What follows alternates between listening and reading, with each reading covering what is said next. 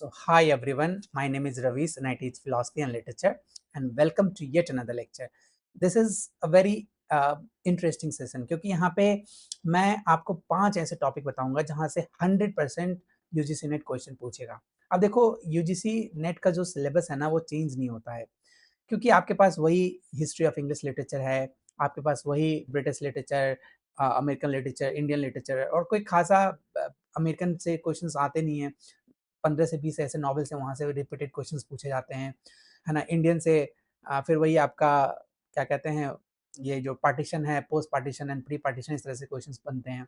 लेकिन आपका जो मेजर 30 से लेके 40% जो क्वेश्चंस है, वो हिस्ट्री ऑफ इंग्लिश लिटरेचर से आता है। अब हिस्ट्री ऑफ इंग्लिश लिटरेचर में भी एक कैच है। यहाँ से जो क्वेश्चंस है ना, ओल्ड एंग्लो सेक्शन, यहाँ सबसे अब क्वेश्चन पूछना बहुत कम कर दिया है। अब जो भी क्वेश्चंस आते हैं वो ऑब्वियसली आपको क्रोनोलॉजिकल ऑर्डर से क्वेश्चन ज़्यादा पूछेंगे, है ना? आपके पीरियड से कौन-कौन से एज, कौन से एज के बाद कौन सा एज आता है, वहाँ से क्वेश्चंस पूछे जाते हैं।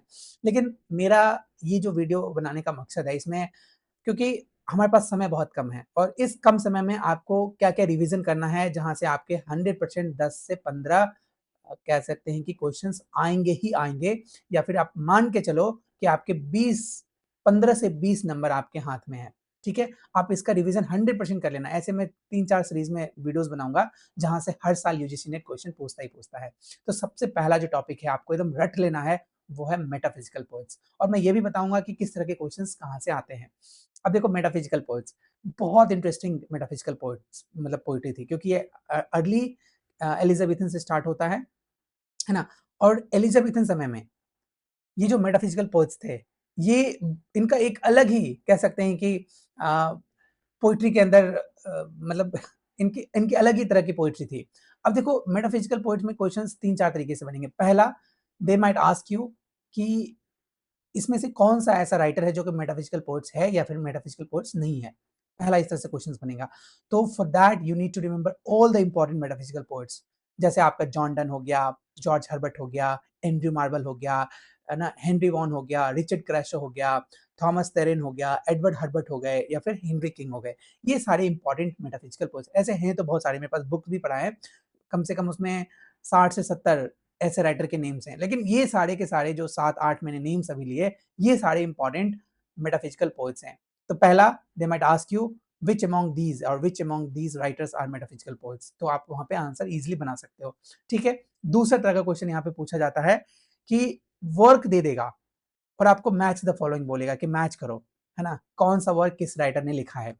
तो आपको याद रखना है इंपॉर्टेंट वर्क्स, जैसे जॉन डन का द सन राइजिंग है, कैनोनाइजेशन है, द गुड मॉरो है, वैलिडिक्शन फॉरबिडन मॉर्निंग है ना? इस तरह के क्वेश्चंस यहाँ से पूछ सकते हैं, है ना? ये सारे इंपॉर्टेंट वर्क्स हैं।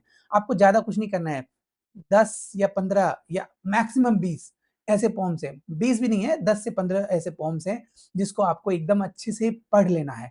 देखो यहाँ पे समरी नहीं पूछेगा, they are not going to ask you the summary of this any particular poetry या इसमें से किसी एक पोएट के। यहाँ से क्वेश्चन आज तक मैंने नहीं देखा है समरी पूछते हुए। दो ही तरह के क्वेश्चंस बनते हैं। एक क्वेश्चन तो ये बनता है, किसने किसको लिखा, मतलब किसने कौन से ऐसे वर्क्स को लिखा।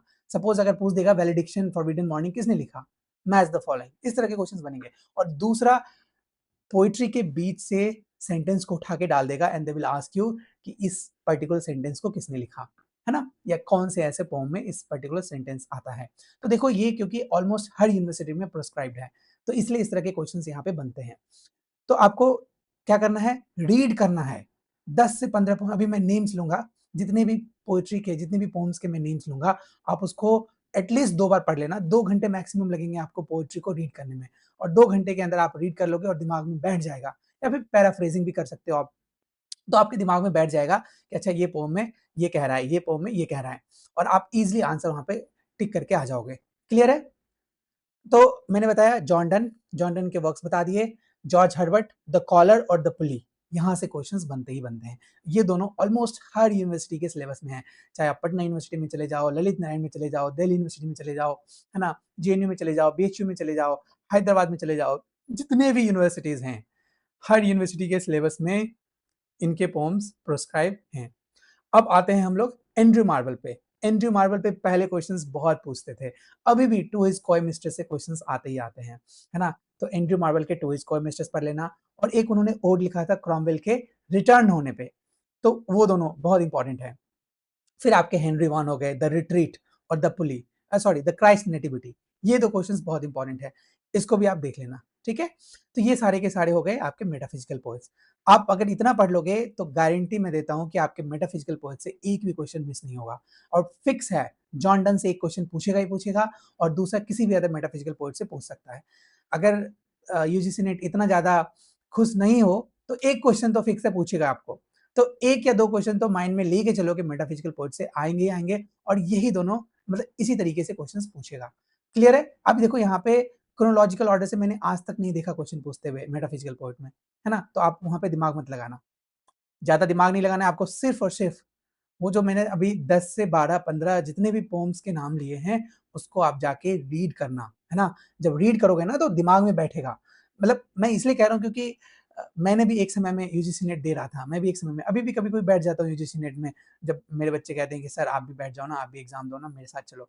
तो जब 8-10 बच्चे होते हैं तो मैं उनके साथ एग्ज़ाम दे देता हूँ, है ना? बट मैं ये कह रहा हूँ कि नेट जो, और कभी-कभी मुझे ये भी लगता है कि अब यूजीसी किस तरह के क्वेश्चंस ज़्यादा पूछ रहा है, इसलिए भी मैं एग्ज़ाम में कभी-कभी बैठ जाता हूँ। बट एनीवे मैं ये कह रहा हूँ कि यूजीसी नेट इसी तरह के क्वेश्चंस पूछेंगे ही पूछेंगे मेटाफिजिकल पोएट्स के बारे में, और 100% क्वेश्चन आएगा। ठीक है? अब आते हैं दूसरे टॉपिक पे, जहाँ से 100% क्वेश्चंस आते हैं। दूसरा है गॉथिक लिटरेचर। एकदम 100% क्वेश्चन मैंने देखा है ऑलमोस्ट हर साल यूजीसी पूछता ही पूछता है, हर सेशन में पूछता ही पूछता है। तो गॉथिक लिटरेचर से देखो थोड़ा डिफरेंट तरह के क्वेश्चंस आएंगे। गॉथिक लिटरेचर से जो यूजीसी का एक माइंडसेट है क्रोनोलॉजिकल क्वेश्चन पूछने का, वहां से क्वेश्चन पूछेगा आपको एकदम अच्छे से क्रोनोलॉजिकल। अब देखो क्रोनोलॉजिकल क्वेश्चन की जब बात आती है तो देखो फिक्स है 15 से 20 क्वेश्चन, कभी कभी तो 10 से 15 क्वेश्चन तो क्रोनोलॉजिकल ऑर्डर से पूछ ही लेता है यूजीसी नेट, है ना? अब उसके लिए आपको क्या करना पड़ेगा, क्रोनोलॉजिकली रटना पड़ेगा। लेकिन स्पेशली गॉथिक के लिए आप क्रोनोलॉजिकल बना लेना, एक सीरीज बना लेना, 15 से 20 ऐसे इंपॉर्टेंट वर्क्स होंगे जिसको आप अच्छे से पढ़ लेना, है ना? लिख लेना, एक एक कॉपी में नोट कर लेना, या फिर आपके पास ऑलरेडी जहाँ तक मुझे पता है कि अब क्योंकि एग्जाम बहुत नज़दीक है तो आपके पास एक लिस्ट बना होगा, या आप ऑलरेडी फेयर बना रखे होंगे, है ना? नोट्स बना रखे होंगे, तो अब उस नोट से आपको रिवीजन करना है। तो 3-4 तरीके से आप रिवीजन करना गॉथिक लिटरेचर को। पहला, गॉथिक लिटरेचर के जितने भी इंपॉर्टेंट राइटर्स हैं उसको क्रोनोलॉजिकल ऑर्डर में, तो क्रोनोलॉजिकल ऑर्डर से क्वेश्चंस गॉथिक से पूछता है, मैंने देखा है कई बार पूछा है। तो गॉथिक जितने भी राइटर्स हैं उसको क्रोनोलॉजिकली आप सजा लेना, उसके वर्क्स को क्रोनोलॉजिकली सजा लेना, ठीक है? तो एक तरह के क्वेश्चंस यहाँ बनेंगे। दूसरे क्वेश्चन जो बनते हैं वो बनते हैं उसके इंपॉर्टेंट वर्क्स के, कौन राइटर किस पर्टिकुलर टेक्स्ट को लिखा है। जैसे गॉथिक में अगर हॉरेस वॉलपॉल की बात करें, बहुत इंपॉर्टेंट राइटर है, तो उसका जो वर्क है द कैसल ऑफ ऑटरेंटो 1764 में पब्लिश हुआ था। Second, Anna Radcliffe, the mystery of Udolpho, ये सबसे बहुत क्वेश्चंस पूछते हैं, है ना? मैथ्यू लुइस का द मॉन्क बहुत इंपॉर्टेंट है, यहाँ से क्वेश्चन यूजीसी बहुत पूछता था। मैरी शैली, फ्रैंकलस्टीन, है ना? ड्रैकुला, ब्रैम स्टॉकर का बहुत इंपॉर्टेंट है ना? डुफी डी मरो का एक वर्क है रेबेका, यहाँ से क्वेश्चंस पूछेंगे। तो जितने भी गॉथिक राइटर्स हैं, जितने भी गॉथिक लिटरेचर, अब देखो एडगर एलन पो के वर्क्स भी गॉथिक लिटरेचर के अंदर आते हैं। या फिर आप अगर ये विक्टोरियन एज की एक राइटर है जिनका वर्क था, मैं भूल रहा हूँ, ऑलमोस्ट सारी यूनिवर्सिटी में प्रोस्क्राइब किया गया है। ब्रॉन्टे सिस्टर में 3 सिस्टर थी, उनके इनके एक वर्क है, और ये मेरा इंपॉर्टेंट मेरा फेवरेट नॉवल भी है। मैं भूल क्यों जा रहा हूँ? अच्छा एनीवे मुझे याद आएगा तो मैं बता दूँगा। तो ये सारे के सारे गॉथिक लिटरेचर के अंदर आते हैं। तो आपके गॉथिक मैंने 2 बता दिया। तीसरा, कैरेक्टर से भी क्वेश्चन पूछेगा। आपको कैरेक्टर को भी क्रोनोलॉजिकल सजाने के लिए दे देगा। जैसे 4 अलग-अलग वर्क्स के अंदर के कैरेक्टर को उठाएगा और बोलेगा इसको क्रोनोलॉजिकल सजाओ। तो कौन-सा वर्क, अब देखो कैरेक्टर को सजाने के लिए आपको उसके वर्क्स को याद करना पड़ेगा कि कौन से वर्क में कौन-सा कैरेक्टर है और किस तरह से पब्लिकेशन डेट है, उस हिसाब से आपको क्रोनोलॉजिकल सजाना पड़ेगा। तो इस तरह के क्वेश्चंस बनेंगे गॉथिक। फिक्स है, गॉथिक से एक क्वेश्चन तो 100% आना है। तो 2 मेटाफिजिकल से क्वेश्चन आ गए, एक गॉथिक से आ गए, कभी-कभी 2 भी पूछता है लेकिन एक तो फिक्स है, गॉथिक से आएगा ही आएगा। तो आपके हो गए कितने क्वेश्चंस? 2 + 1, यहाँ पे 3 क्वेश्चन तो फिक्स हैं, आपके एग्जाम में पूछे ही जाएंगे अगर आप अच्छे से पढ़ लो। जिस तरह से मैंने बताया आप उस तरह से पढ़ लो। आई एम गारंटिंग यू कि आपको यहाँ पे 3 क्वेश्चन से 4 क्वेश्चन एकदम 100% आपके करेक्ट होने वाले हैं। ठीक है? अब आते हैं हम लोग जो सबसे मेजर टॉपिक है जहां से 3 से 4 क्वेश्चंस पूछे जाएंगे आपको, और ये है विक्टोरियन एज। 3 से 4 भी नहीं, 6-7 क्वेश्चन भी पूछे जा सकते हैं। 2 तो अकेला चार्ल्स डिकेंस से पूछेगा क्वेश्चन। कई बार मैंने देखा 3-3 क्वेश्चन पूछता है, लेकिन 2 तो फिक्स है, चार्ल्स डिकेंस से क्वेश्चंस आते ही आते हैं। चार्ल्स डिकेंस इतना बड़ा राइटर है कि वहाँ से क्वेश्चंस पूछते ही लोग हैं। अब विक्टोरियन एज, विक्टोरियन पोएट्स हैं, एक विक्टोरियन पोएट से क्वेश्चन पूछ सकता है, विक्टोरियन नॉवेल से, क्योंकि विक्टोरियन एज में नॉवेल सबसे ज़्यादा फेमस था, है ना? पीरियोडिकली पब्लिश होते थे नॉवेल्स।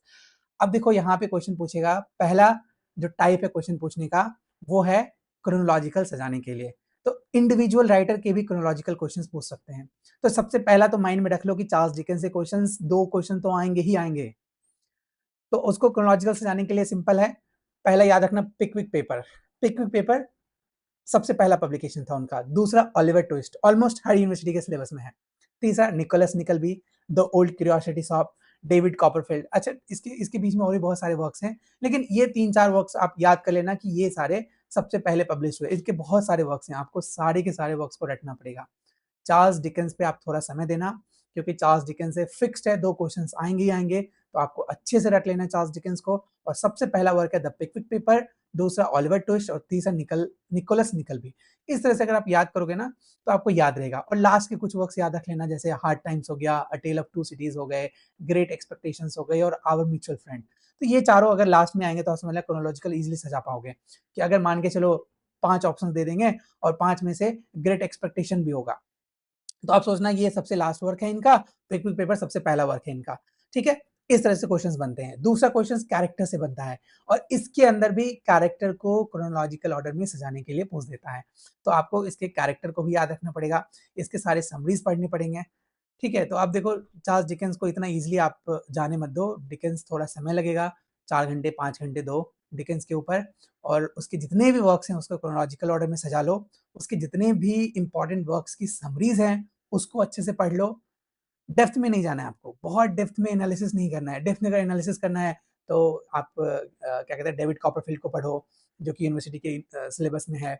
ग्रेट एक्सपेक्टेशंस को पढ़ो, अ टेल ऑफ टू सिटीज़ को पढ़ो, है ना? ये जो 4-5 इम्पोर्टेंट वर्क्स हैं उसको पढ़ो, उसके बियॉन्ड नहीं, ठीक है? इसके नोवेला से भी क्वेश्चन्स पूछते हैं कभी-कभी, जैसे क्रिसमस कैरोल से एक बार क्वेश्चन पूछ दिया था, उसका जो ओपनिंग लाइन है वहाँ से क्वेश्चन पूछ दिया था, ठीक है?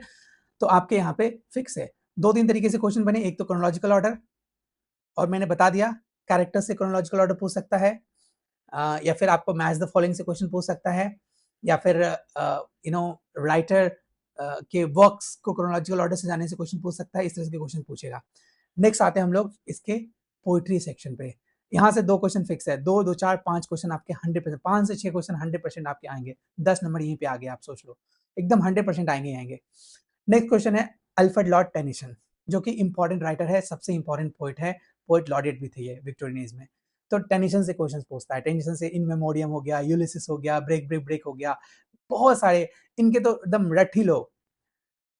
टेनिसन के जितने भी वर्क्स हैं, जितने भी पोएट्री हैं, वो अंदर से भी क्वेश्चन पूछ सकता है। टेनिसन से मैंने देखा है, मतलब 1 साल छोड़ के दूसरे साल छोड़ के तीसरे साल, पूछता ही पूछता है क्वेश्चन। तो अल्फ्रेड लॉर्ड टेनिसन को पढ़ना है, ऑलमोस्ट हर यूनिवर्सिटी में प्रिस्क्राइब्ड है अल्फ्रेड लॉर्ड टेनिसन भी। फिर ब्राउनिंग से क्वेश्चन पूछे गए, है ना? रॉबर्ट ब्राउनिंग, जो कि मास्टर है ड्रामेटिक मोनोलॉग लिखने में, तो ये भी यूनिवर्सिटी के सिलेबस में प्रिस्क्राइब्ड है। तो आप ब्राउनिंग के पढ़ लेना, द लास्ट डचेस हो गए, ऐसे जो भी यूनिवर्सिटी के सिलेबस में होंगे, है ना? यहाँ से क्वेश्चंस बनेंगे ही बनेंगे आपके। और मैथ्यू आर्नल्ड से 100% 1 या 2 क्वेश्चन, 1 क्वेश्चन तो फिक्स है मैथ्यू आर्नल्ड से बनेगा ही बनेगा। तो कितने हो गए यहाँ पे?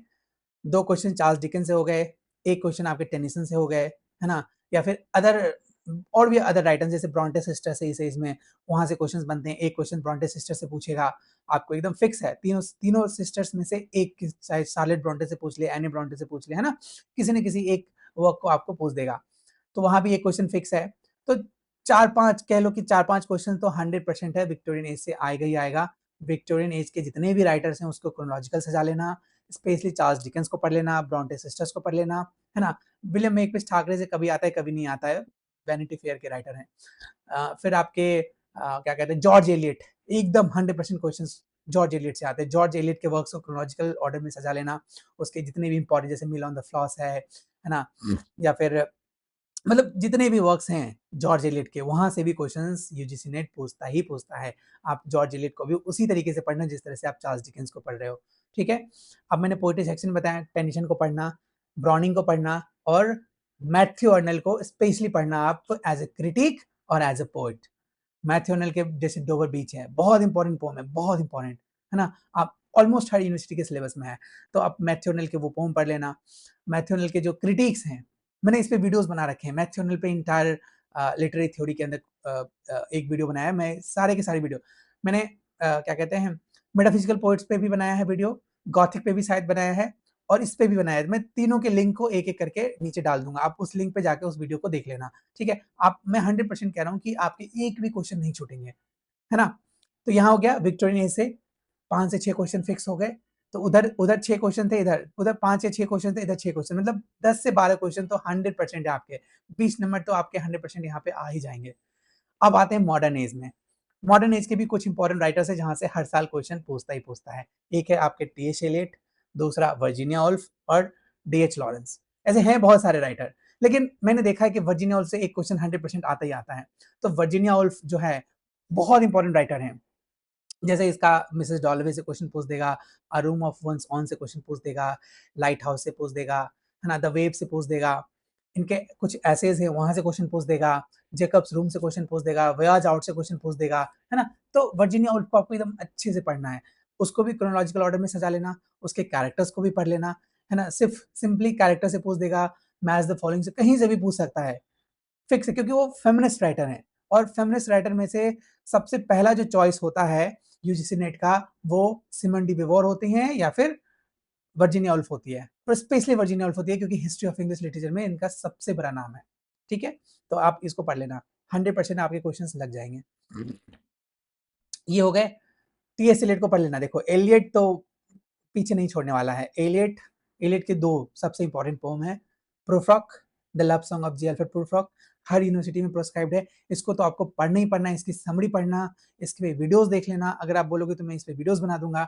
और द वेस्टलैंड एकदम 100% क्वेश्चन। अब तो थोड़ा कम भी पूछने लगा वेस्टलैंड से, लेकिन वेस्टलैंड में इतना सारा कुछ है ना, कहीं से भी वो क्वेश्चन पूछ सकता है वेस्टलैंड से। उसके बाद द मर्डर इन कैथेड्रल है, बहुत इंपॉर्टेंट वर्क है। और भी इनके जितने भी बर्न नॉटन, ऐसे जितने भी इनके वर्क्स हैं, उन सबको आप एक बार इसको जरूर पढ़ना। देखो एलियट पे आपको समय देना पड़ेगा, पूरे एक दिन देना पड़ेगा एलियट को पढ़ने के लिए। वैसे ऐसा नहीं कि एलियट एलियट तो बहुत है, बहुत डेप्थ है एलियट के अंदर, लेकिन जरूरी नहीं कि एलियट से हर जगह क्वेश्चन पूछेगा। थोड़ा क्रिटिज्म से क्वेश्चन पूछेगा एलियट का, है ना। जैसे उसने रोमांटिक्स के ऊपर क्रिटिक्स मतलब क्रिटिक्स किया है, मेटाफिजिकल पोएट्स के ऊपर क्रिटिक किया है, शेक्सपियर के ऊपर क्रिटिक किया है। तो इन सब से उस भी क्वेश्चन पूछेंगे, मैंने एलियट पे भी। अच्छा, मैं इसका भी लिंक भेज दूंगा, मतलब इसका भी लिंक नीचे डाल दूंगा। टीएस एलियट टीएस एलियट से भी क्वेश्चन आएंगे 100%। आप कह लो कि एक क्वेश्चन तो फिक्स है, एलियट से आएगा ही आएगा। तो आपके यहाँ भी आ गए, ठीक है। टीएस एलियट, वर्जीनिया वुल्फ से एक क्वेश्चन तो 100% आएंगे आएंगे, एकदम लिख लो आप, वर्जीनिया वुल्फ से पूछेगा। और डीएच लॉरेंस से पूछता ही पूछता है, ऑलमोस्ट पूछ देता है। तो डीएच लॉरेंस से भी पूछेगा क्या, क्रोनोलॉजिकल ऑर्डर से जाने के लिए, है ना, जो लेडी चैटरलीज लवर के राइटर हैं। तो इनका जो सबसे पहला वर्क था सन्स एंड लवर्स था, याद रखना, सबसे पहला वर्क सन्स एंड लवर्स था। तो क्रोनोलॉजिकल ऑर्डर में देखा है मैंने 2-3 बार पूछ चुका है सजाने के लिए। ईएम फॉस्टर से भी क्वेश्चंस आ जाते हैं, आप ईएम फॉस्टर को भी पढ़ लेना क्रोनोलॉजिकल ऑर्डर में सजाने के लिए, है ना। पैसेज टू इंडिया जिन्होंने लिखा था, जैसे उनका हॉवर्ड एंड सबसे लास्ट वर्क था ईएम फॉस्टर का, जो नहीं हॉवर्ड एंड नहीं, मॉरिस मॉरिस, जिसमें वो अपने क्योंकि वो उन्होंने कभी अपने लाइफ टाइम में बताया नहीं कि ही वाज हेटेरोसेक्सुअल, है ना। हेटेरोसेक्सुअल नहीं थे वो, शायद गे थे। तो अपने बारे में उन्होंने अपनी लास्ट वर्क में पोस्टह्यूमसली पब्लिश हुआ था। और यहाँ से एक बार यूजीसी नेट ने क्वेश्चन पूछा था, मॉरिस किसका लिखा हुआ है जिसके अंदर मतलब जो मेल मेल रिलेशनशिप दिखाई गई है ना। और वो डेथ के बाद उन्होंने बोला था अपने पब्लिशर को कि मेरे मरने के बाद इसको पब्लिश करना, अदरवाइज बहुत ज्यादा वो हंगामा हो जाएगा। तो इनके वर्क्स को भी देख लेना आप। तो आपके यहाँ पे 4-5 जो मैंने टॉपिक्स बताए फिक्स है, क्वेश्चंस बनेंगे ही बनेंगे। और मैंने 12 से 15 क्वेश्चन आपको दिखा दिए कि यहाँ से 100% आएगा, आप लिख लो, है ना। 12 नहीं तो फिर भी 10 से 15 क्वेश्चन तो 100% आना है। तो 20 से 25 या 20 से 25 नंबर आपको इजीली बिना किसी मतलब रुकावट के आपके सही हो जाएंगे। ठीक है, क्लियर है।